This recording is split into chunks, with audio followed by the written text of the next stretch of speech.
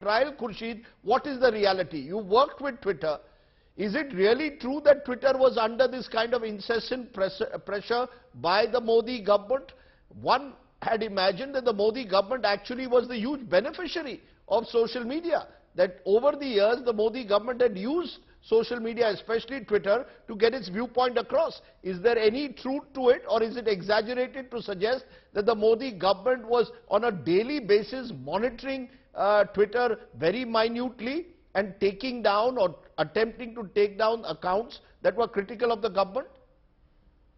Actually, both statements can be true. The government has benefited from social media. It's also why it wants to control the narrative, and anything that goes against that narrative is potentially something that the government would want flagged down, that the government would want removed. I was at Twitter a while ago, so my knowledge around the company is dated, so there's that disclaimer. But what I have been doing is following Twitter's blog posts. This is prior to Twitter going private, of course. And in the February of like 2 years ago, basically, Twitter took the government of India to court, and in a very powerful blog post, basically said that because we do not believe that the actions of the government of India are consistent with Indian law and in keeping with our principles of defending free speech and freedom of expression, we have not taken action on accounts that consist of news media entities, journalists, activists, and politicians. Mm-hmm. Continue to maintain dialogue with the Indian government and respectfully engage with them while not taking this content down. That case is still, I believe, pending in the Karnataka High Court.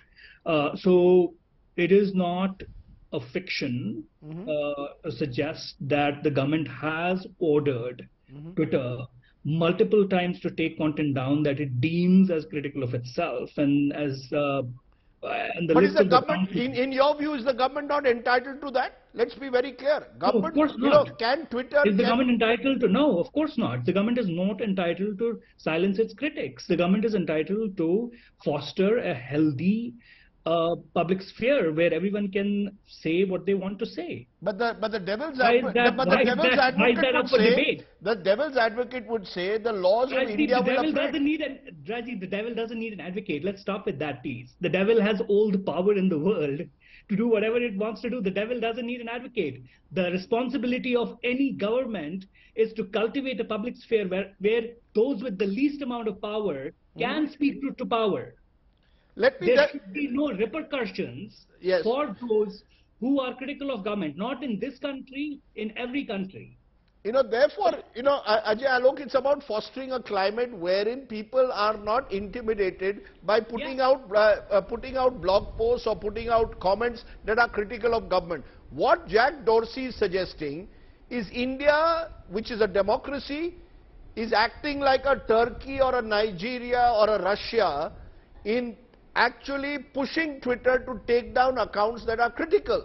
Now, thereby, that in a way is antithetical to the very concept of democracy. Why doesn't the Modi government come clean on that? What is it that makes the Modi government push to take down accounts because they are critical of the government? I don't know. I'm just, I guess what Jack Dorsey... the statement that Jack has made... Jack Dorsey must be some kind of a tube light that he regained everything. Okay, yes, Ajay Alok. Let Ajay Alok respond. Yes, Ajay. No, the gentleman is speaking, so I just thought. Yes, go ahead.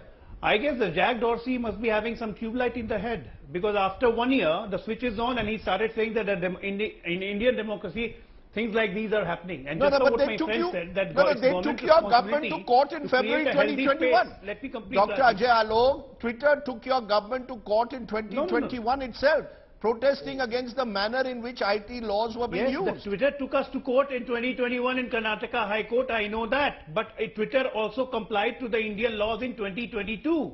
The Twitter was constantly following the rules, the laws of India. If Twitter is making business in India, if Twitter is getting revenue from India, they will have to obey the rules. They will have to adhere to the rules. And my friend was saying that it is government responsibility to build healthy atmosphere for clear voice. Well, it's the law, it's the rule you have to obey. If healthy atmosphere means to you that raising Taliban slogans and raising Khalistan slogans, pro-Khalistani elements and propagating their way through Twitter, Sorry, we won't allow that in India.